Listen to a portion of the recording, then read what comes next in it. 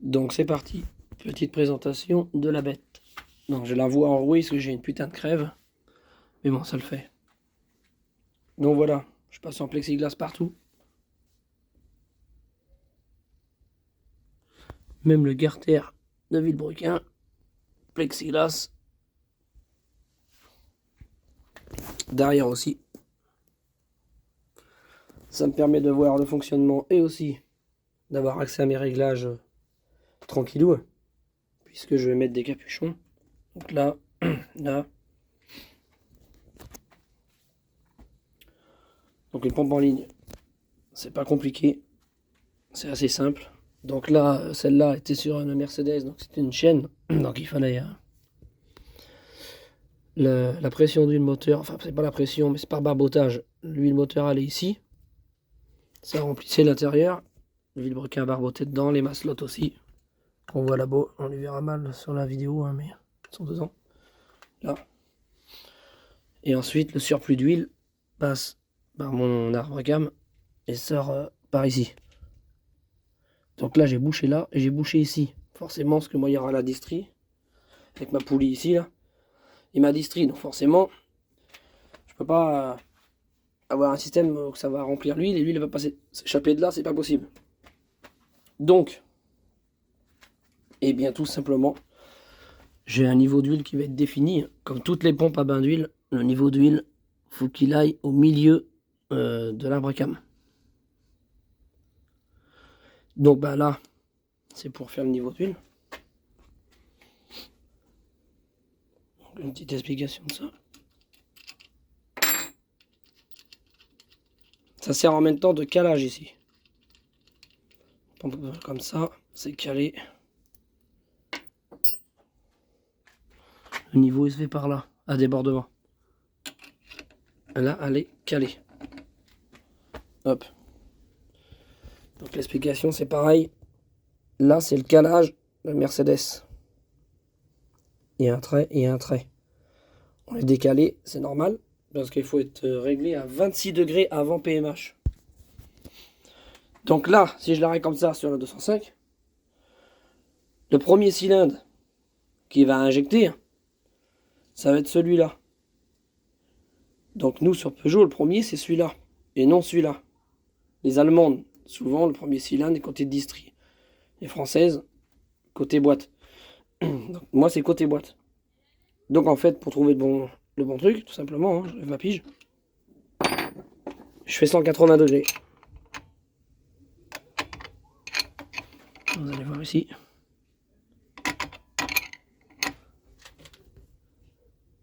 Voilà, j'ai mes 180 degrés. Il faut trouver le bon pige. Et voilà, là je suis pigé. Ça change rien. J'ai fait mes 180 degrés. Donc mon trait se retrouve en bas. On voit mal. C'est facile sur la vidéo. Voilà.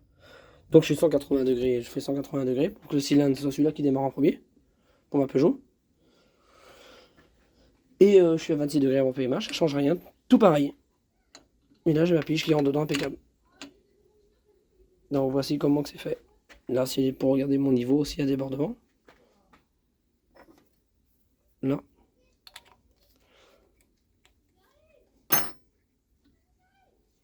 Tac, donc j'ai un bouchon que j'ai fait avec un filetage dans du plexiglas propre. Enfin, c'est pas du plexiglas, hein, c'est une autre matière, je sais plus le nom, mais il y a un gars qui l'a dit, mais il résiste à la température, aux hydrocarbures, à tout. C'est pas de la merde. Et là, à l'arrière, voilà comment que c'est fait. Donc j'ai de l'accès aussi pour ma pompe. Là, ici, c'est la vis de ralenti. L'accélérateur. Hein. La butée, on verra pas comme ça, parce qu'il fait noir à moitié, on voit pas. Mais là, j'ai juste à faire ça. Et je peux régler mon ralenti. Là, c'est la richesse. Juste à faire ça. Et je peux régler ma richesse. La grosse vis qu'il y a là, c'est pour les tours minutes. Juste à mettre une douille. Et je peux régler mes tours minutes moteur. Donc on peut prendre jusqu'à 9000 tours minutes avec une pompe en ligne. Il n'y a pas d'intérêt sur mon moteur diesel. Déjà 7000, 7005 sera bien déjà. Les tracteurs pooling en 4 cylindres prennent 8000 tours minutes. Ça, c'est la vis de transfert. Donc ça, on y touche en même temps qu'on touche au débit, à la richesse. un tour de richesse, un tour ici. Ça change pas que des pompes roto, c'est pareil. Voilà, voilà. Et là, pour couper ces pompes-là, ça marche à vide. Là, c'est le stop. Voilà, tous mes pistons sont à fond vers le bas, c'est stop. Donc là, je le fais manuellement. Et si je le fais, je bouge là. Voilà, là, je fais ça. Voilà, donc quand je vais être branché sur la pompe à vide de la voiture, avec une petite dérivation, avec un électrovanne. De façon que quand je couperai le contact, l'électrovanne se mettra en route, avec un double ressort. Et bon, ça coupera, terminé. Pof. Voilà, et ça reviendra comme ça, pour redémarrer. Et voilà, donc là c'est retour gasoil, entrée gasoil. Donc le régulateur là-dessus, qui est ici, la petite bille là, on est arrêté à 1,5 bar sur une pompe en ligne. Moi je vais lui mettre 2 bars, donc je vais mettre une pompe de gavage. Hein. Une pompe comme beaucoup connaissent, une Bosch 0,44 que j'ai, qui envoie du débit. Donc pour qu'elle soit bien nourrie, pour avoir un moteur qui marche fort aussi, il faut tout ce qu'il faut, tout ce qui va bien. Donc il ne reste plus qu'à fabriquer un système d'accélérateur et tout ça. Hein. Mais voilà. Voilà pour les grandes lignes pour la bête. Donc là je vais la mettre en huile et puis ça va être nive. Et là aussi, ouais, j'ai oublié de dire ça. Donc là je remets ce bouchon là. On peut les remettre un faux frais.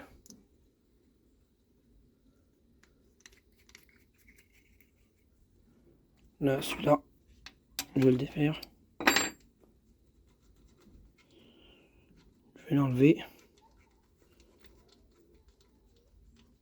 Parce que ici, il y aura un raccord banjo, ce sera un reniflard, un évent d'air, tout simplement, pour pas mettre en pression la pompe.